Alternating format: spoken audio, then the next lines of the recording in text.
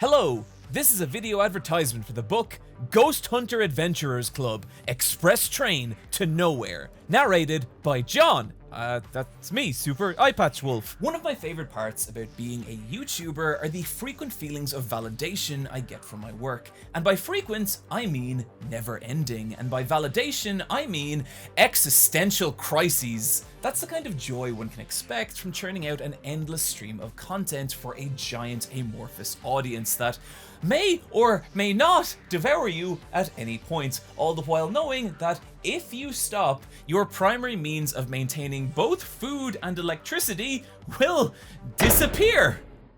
And it was while ruminating on this fact that something strange happened to me. An uncanny man in a Mark Twain costume approached me as I walked to my car in a parking lot and handed me a copy of the book. Do you want me to take the book? The Ghost Hunters Adventurers Club, Express Train to Nowhere, promising that if I read out a simple script and was part of a simple video, I would be compensated monetarily. Which is to say, this is an advertisement. I am being paid to talk about this book. These opinions are not mine. Somebody else wrote this script for me, and I read it for money. I do not even own a car. They can literally make me say anything. I am a flim-flam man, a snake oil salesman. And that might sound morally dubious, and it is. But it leads to several interesting questions that I will cover in this little video I am told is called The Book That Broke Me. And also why I'm not a terrible person for doing this. Ghost Hunters Adventurers Club and the Express Train to Nowhere, written by Dr. Cecil H.H. Mills, author and uncle to Arin from the middling YouTube channel GameGrumps, is a young adult mystery novel that asks a basic question. Can genuine art be designed for monetary gain?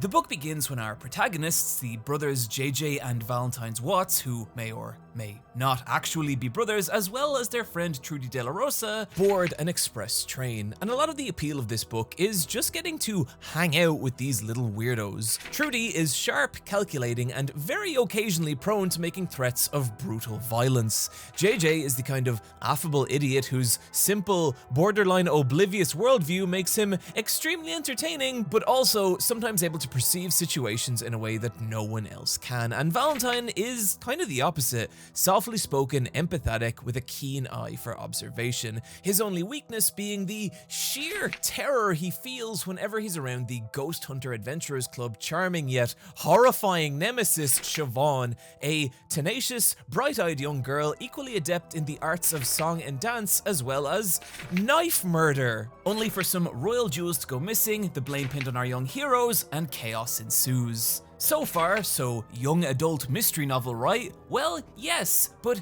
here's where things start to get a little odd. See, one of the people aboard the train is Dr. Cecil H.H. Mills, whom you may remember from one paragraph ago when I said, written by Dr. Cecil H.H. Mills. See, Dr. Cecil H.H. Mills is not only the author of this book, but also a character in it. One who is actively writing the story as it happens, and not only does he interact with the fictional characters of this world, but also you, the reader. Kid, I firmly believe with my whole heart that each and every person on Earth, no matter how young or old, should have a plan that will one day lead to them owning and piloting their own yacht. My dear reader, this novel you hold in your hands is my yacht plan, and I hope you will make it yours. If we keep this transactional relationship going for long enough, you and me are gonna be racing luxury boats off the coast of some undisclosed equatorial nation very soon. The other curious thing about Dr. Cecil is this is very clearly not a real person. It is Arin in a wig and makeup, but when I asked about this in an email, he, that is to say the GameGrumps staff, denied it. Which I don't really understand why he'd do that, but look, it's not important, it doesn't matter. What's so interesting about Dr. Cecil's dialogue with the reader is it's him confessing to you, the person reading the book, that this is art he does not want to make. That the whole reason an author of his skill and caliber is even writing a young adult mystery novel is because he needs money. He does not care about these characters, he doesn't even really care about the story. This is literally art that exists purely for monetary gain. Like a YouTuber reading out a script he didn't even write. This means you, the reader, are not just a reader. You're a business partner who can get in on the ground floor of an exciting new opportunity in the mass media production space that you and Dr. Cecil can work together for mutual profit. Look at it this way. There exists a market yearning to drop coin on the things we create, heretofore known as content, and we both have the ability to feed into the same burgeoning market. And if you would like to form your own parasocial business arrangement with Dr. Cecil H.H. Mills, I implore you, according to this script, to buy your own copy of Ghost Hunters Adventurers Club and the Express Train to Nowhere, available now at GameGrumps.com or wherever books are sold. See, whether you're creating a first-person shooter or writing a book, creators need to provide ample lore to encourage fan speculation and in-universe items that could be sold on Etsy or at Comic-Con, and Dr. Cecil is very clearly hoping this happens with Ghost Hunters Adventurers Club. He then reached into his satchel and pulled out a moist towelette from its Ghost Hunters Adventure Club branded packaging. "And you guys said this would be a useless mechanism for advertising," he said, wiping ice cream from his hands. Dr. Mills is so obsessed with ancillary revenue streams that he pulls the reader aside to offer more grifting ideas, screen printing t-shirts or running a fiddle scam. No artistic choice is sacred, no line too far, as long as it boosts sales. Eventually, he offers his best idea yet. When early in the story, Dr. Cecil reveals to the reader his big plan, his guaranteed way of stirring up controversy, discourse, and reader engagement. His plan is by book end to murder one of the three protagonists. My dear reader, if this grift is going to work, then one of our main characters has to die. For the reader, this midpoint realization is they're not just having a fun time or building a fictitious relationship with plucky and lovable characters, they're following commodities on a page, a resource that Dr. Cecil is willing to burn in order to create controversy and sales, which will create a secondary market for fan-made merch. That is the single cold reason why Dr. Cecil is writing this book at all. We want people to have to shout indignantly over one another to be heard. For journalists to slap together poorly researched articles about fan outrage, because that's what keeps their attention. That's what sells content, and that's what puts us on yachts. A TV show with enough intrigue will spawn countless video essays, which draw the audience into a consumptive fandom ravenous for analysis, theories, and fan art. Of course, this hunger never ends, spawning the need for more base materials from which we can produce more content.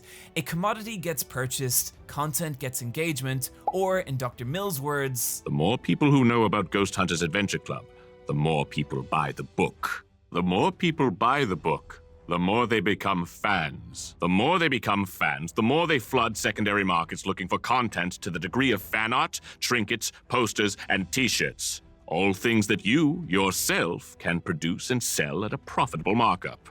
And as a YouTuber being paid to narrate a video which I must legally remind you may not represent my actual views or points of interest, this really interested me.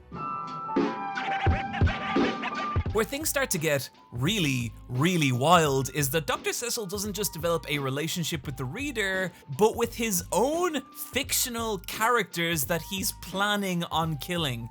When Trudy wanders further into the train than Dr. Mills thought necessary for the plot, he realizes he hasn't even done the research on what an engine room looks like, or who works in one. In his panic, he writes a character called the Engineer to inhabit it.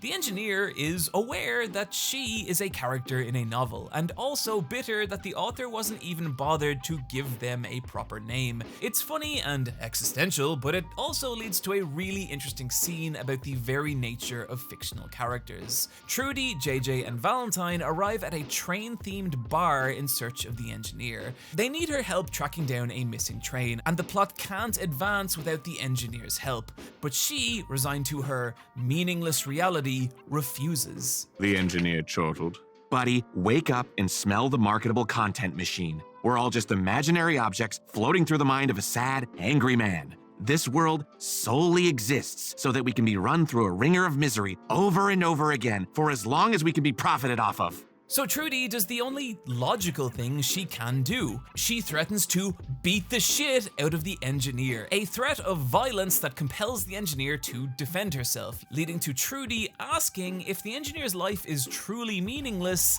then why defend it? And that simple little contradiction embodies beautifully a subtle theme creeping all the way through Ghost Hunters Adventurers Club. The gift of life isn't just for the living. That these fictional characters can fictionally believe that their lives have innate value. And we soon learn that this is not Trudy convincing the engineer, this is Dr. Cecil H.H. Mills convincing himself. Which means that in reality, this is the fictional Dr. Cecil H.H. Mills having a real, genuine dialogue with the real-life Dr. Cecil H.H. Mills, who is actually Arin Hansen, of course. I mean, this is Arin, right? This isn't a secret. Like, everyone knows this, but I just wanted to... Hey, Eyepatch Wolf, just calling to say that we really loved that read you sent us, but could we please ask you not to mention anything about the identity of Dr. Cecil H.H. Mills? Hope your day is going well. Talk soon.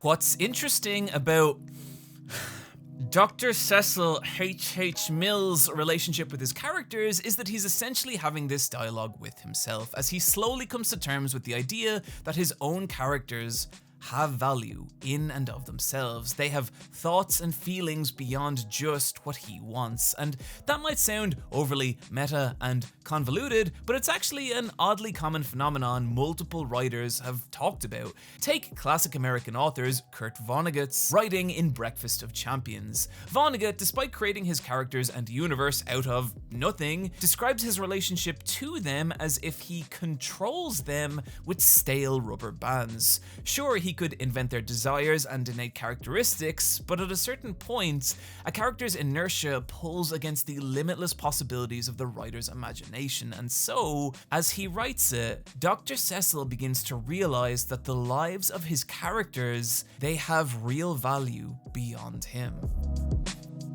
And this creates a problem. As mentioned, the entire reason for this book's existence is so Dr. Cecil can generate controversy by killing one of these three beloved characters, and then reap the monetary gain of said controversy. But now, he begins to understand that these fictional creations of his, they have value. They are worthwhile, and yet he still must figure out which one to kill if he wants his yacht plan to succeed. The characters themselves even begin to understand that their own death is now inevitable, and as the story barrels towards a conclusion, Dr. Cecil H.H. Mills must choose. Does he let one of these characters, one of these little pieces of himself he has fashioned out of his own soul, die for monetary gain, or do the right thing? Okay, look, I'm sorry. Okay, this is actually Eyepatch Wolf. This is John. I'm off script because I don't understand why I'm being asked to do this. I don't understand why I have to pretend that this man who is very clearly Arin Hansen in a wig and makeup, why must I pretend this is a real person? I tried to finish recording the script I had been sent. I could not. Against my better judgment, I requested to know the true identity of Dr. Cecil. My request was met with befuddlement. This is getting really weird, dude. Can we please just finish the recording and we can all move on from whatever is happening here? She was lying. I could tell there's something afoot here. Some game was being played, and I, treated like a meager pawn. I would not stand for this, because what the GameGrumps production team were not aware of is that myself and Arin were mutuals on Twitter. And so I contacted him asking for a sit-down. I had followed Arin since his days on Newgrounds. Sequelitis had been a tremendous influence on my own work, and I respected him greatly. I scolded myself. John, do not fuck this up. With Girl Chan 4 is, I got, I had a lot of stuff going on with Starbomb. I think you're pretending to be your own fake uncle who doesn't exist and writing teenage adventure novels through him. You're a liar! You're a goddamn liar, Arin Hansen!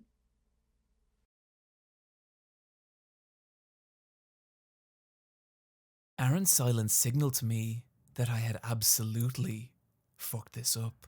I appreciate that you're excited about this, but it's not... That's not what's... He's real. He's my real uncle. Okay. This is a man that biologically exists. Yes. Yes, he's a real man. He's my mom's brother, and he's a real person. He has organs and bones. Oh my god, dude! I woke up early one morning, the shame of my encounter with Arin just beginning to fade away.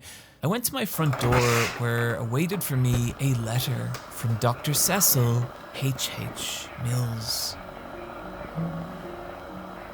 Mr. Eyepatch Wolf, words cannot describe my distaste of media criticism, and by that factor my distaste of you, the media critic. I believe that our society has devolved into a recursive state where cottage industries have formed around the consumption of consumption.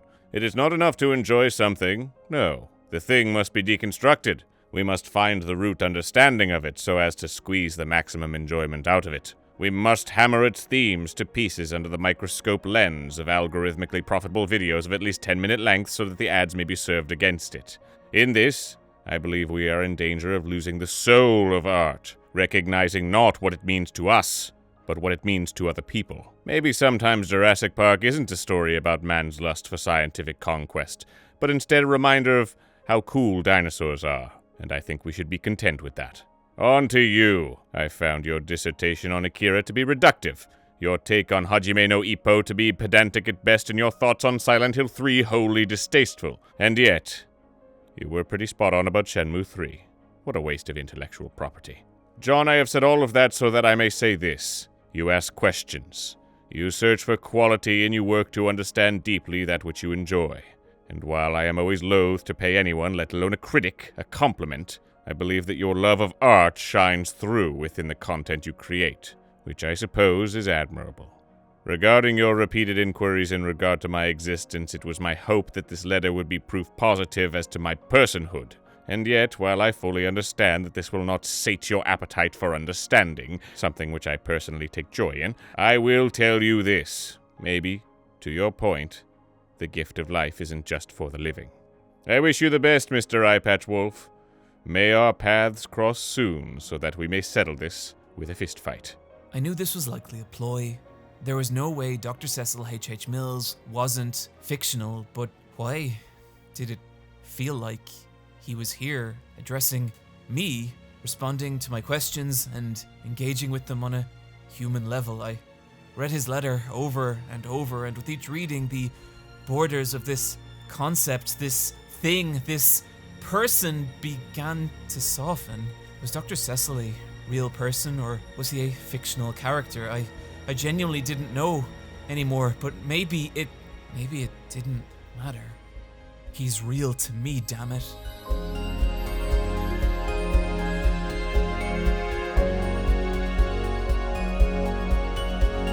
A major theme of Ghost Hunters Adventurers Club is that life is deserved by more than just the living, that our creations, that our art, it has life and value onto itself, and sometimes that's uncomfortable. Sometimes it is that art that makes us confront parts of ourselves we may not want to. And it's easy to turn it into something else. It's easy to turn it into content designed solely for monetary gain. But ultimately, we should never let the parts of ourselves that exist in what we make die, because they are us. At least that's what this script says. Friends, thank you for watching this video. If you would like to purchase your own copy of Ghost Hunters Adventurers Club, a gentle but firm reminder that it's available now at GameGrumps.com or wherever books are sold. Buy my book!